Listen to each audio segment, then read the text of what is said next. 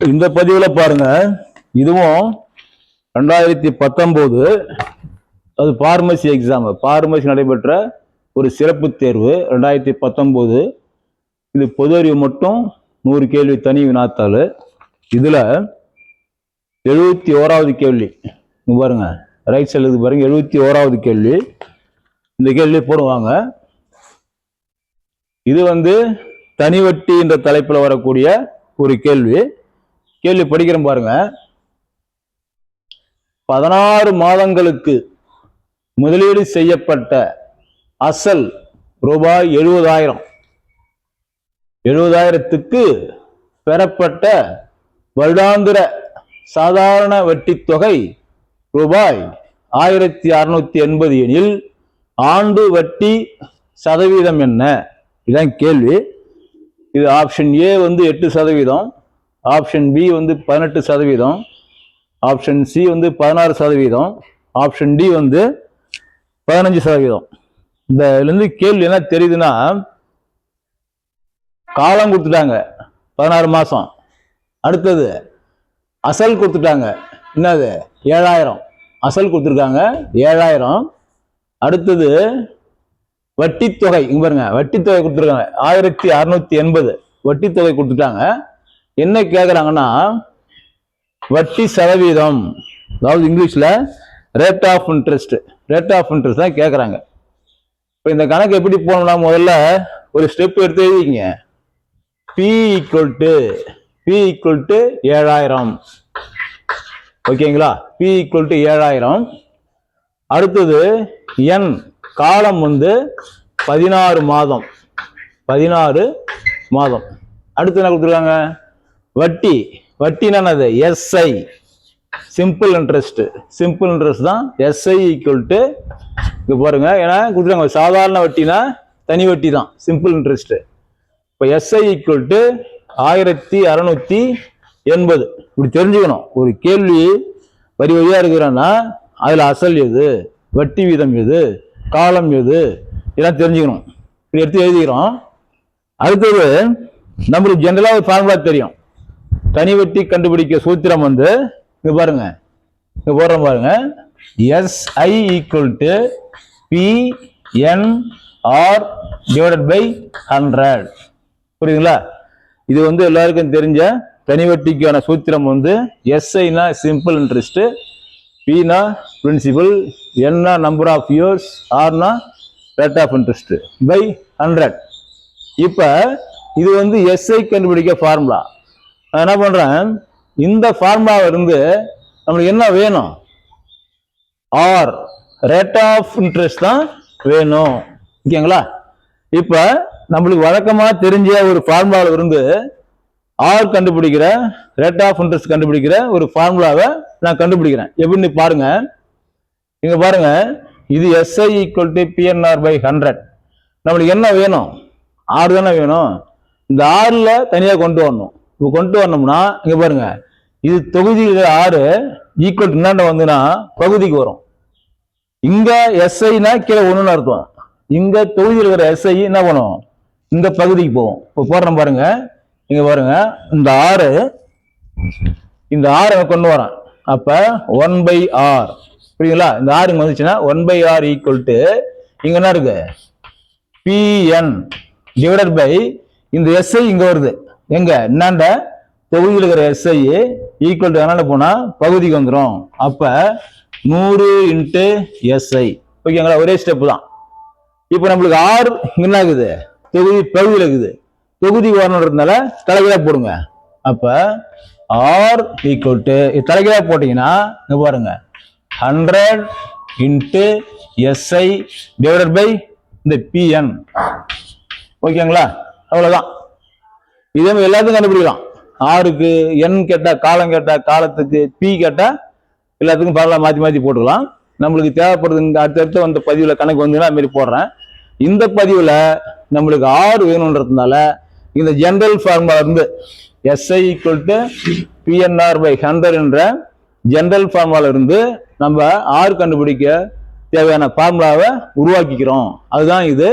இந்த R லெஃப்ட்ல வந்தா கீழே வந்துடும், இந்த SI ரைட்ல போனா கீழே போயிடும், அவ்வளோதான். இப்போ 1/r = Pn/100 வரும். நம்மளுக்கு r வந்து தலைகாதுன்றதுனால திருப்பி போட்டோம்னா அப்படி செட்டா போட்டோம்னா r = 100/SI/Pn வந்துடும். இப்போ நம்மளுக்கு என்ன தேவை? r தானே தேவை. வேல்யூ அப்ளை பண்ணுங்க. r = P எவ்வளோ? 7000. அங்கே பாருங்க 100. இப்போ 100 அப்படியே போட்டுங்க. 100 × SI எவ்வளோ? அங்கே பாருங்க 1680. இதை போட்டுங்க. 1680 / P எவ்வளோ? 7000. அசல் Pனா அசல் வந்து 7000 × N எவ்வளோ? N பாருங்க, இங்க ஒரு ஸ்டெப் எழுதணும். N வந்து 16 மாதம். அதை சொல்லிடுறேன். N வந்து 16 மாதம்னா நம்மளுக்கு ஃபார்முலாவில் N என்பது வருடம் தான், மாதம்லாம் வராது. அப்ப 16 மாதத்தை நம்ம வருடமா மாற்றணும். எப்படி மாற்றலாம்? இங்க பாருங்க, 16 மாதம்ன்றது கவனிங்க, ஒரு வருடம், ஒரு வருடத்துக்கு 12 மாதம் இல்லையா? மீதி எவ்வளோ ஆகுது? 16ல் 12 போயிடுச்சுன்னா 4. அப்ப ஒரு வருடம் 4 மாதம். புரியுதுங்களா? இப்படி பிரிக்கணும். 16 மாதம்ன்றத ஒரு வருடம் 4 மாதம் பிரிக்கணும். ஏன்னா ஒரு வருஷத்துக்கு 12 மாசம், அந்த மீதி 14ல் 12 போயிடுச்சுன்னா மீதி 4 மாசம். அந்த 4 மாதம் என்ன பண்ணணும்? 4 மாதத்தையும் வருஷமா மாற்றணும். ஏன்னா நம்மளுக்கு N என்பது நம்பர் ஆஃப் இயர்ஸ் தான், நம்பர் ஆஃப் மந்த் கிடையாது. அதனால டோட்டல் மந்த்தை வந்து இயரா மாத்திக்கணும். சரி, அப்ப எப்படி மாத்துறதுன்னா, இது ஒரு வருடம் அப்படியே வச்சுங்க. இந்த 4 மாதம்ன்றது ஒரு வருஷத்துல 12 மாசம் 4 மாசம், 12 மாதத்துல 4 மாசம். அப்ப 4/12 போட்டுங்க. எப்பவுமே பின்னம் தெரியணும். 12க்கு 4. இது ஒரு வருடம் தனி 12 மாசம். மீதி இருக்கிற 4 மாசம் எப்படி ஆகலாம்னா 4/12. ஏன்னா 12 மாசத்துல ஒரு 4 அப்படி எழுதிக்கணும். அடுத்தது சுருக்கலாம். இது 1 × பாருங்க, ஒரு நாங்க 3 நாங்க 12 போச்சுங்களா? அப்ப 1 × 1/3. இது வந்து 1 × 1/3 வருடம். அதாவது 16 மாதம்ன்றது 1 × 1/3 வருடம். சரி, இப்ப இது வந்து ஒரு பின்னம், இது ஒரு முழு எண், இது ஒரு பின்ன எண். இது என்ன பண்ணணும்? கலப்பு பின்னமா இருக்குது, பின்னமா மாத்திக்கணும். பின்னமா மாத்தணும்னா 3 3 இப்படி பெருக்கணும். 3 3 3 1 4, 4/3 = 4/3. புரியுதுங்களா? இப்படிதான் போடணும். பழைய பதிலாம் பாருங்க போட்டிருப்பேன். கலப்பு பின்னத்தை பின்னமா மாத்திரம் அப்படி பெருக்கி இப்படி கூட்டணும். 3 1 3 1 4/3. அந்த இங்க பாருங்க Nன்றதுல 4/3 போடுங்க. போட்டீங்களா? இப்ப அடுத்த ஸ்டெப் என்னன்னு பாத்தீங்கன்னா, இங்க பாருங்க, இது வகுத்தல், இது ஒரு வகுத்தல். வகுத்தலின் கீழ் வகுத்தல் வந்தால் தலைகீழ் பெருக்கல். இந்த 3 மேல போயிடும். இது ஒரு வகுத்தலுங்க, இது ஒரு வகுத்தல். வகுத்தலின் கீழ் வகுத்தல் வந்தால் தலைகீழ் பெருக்கல். அப்ப அந்த 3 வந்து மேல போயிடும். அப்ப பாருங்க, R = 100 × 1680 இந்த 3 மேல போட்டுங்க. 3 / கீழே இருக்கிறது 7000 × 4. இந்த ஸ்டெப்ஸ் எல்லாம் தெரியணும். மேத்ஸ்ல இதெல்லாம் வந்து ஃபண்டமெண்டல் ஸ்டெப்ஸ். இந்த ஸ்டெப்ஸ் எல்லாம் தெரிஞ்சா ஈஸியா போட்டுடலாம். இப்போ என்ன பண்றோம்? அடுத்த ஸ்டெப்ல இந்த 3 மேல போயிடும். இங்க பாருங்க, ஈஸியா அடிக்கலாம் பாருங்க. இங்க பாருங்க, இந்த 3 0, இந்த ஒரு 0 இங்க சரியா போச்சுங்களா? 3 0 3 0 சரியா போச்சு. அடுத்து என்ன இருக்குது? 4 இருக்குது. இங்க பாருங்க, 4 அடிக்கலாம். ஒரு நாங்க இங்க பாருங்க, நாங்க 16, இங்க 8 42 ஆச்சா? அடிச்சிட்டோம். மீது என்ன இருக்குது? இங்க 7 இருக்குது கீழே.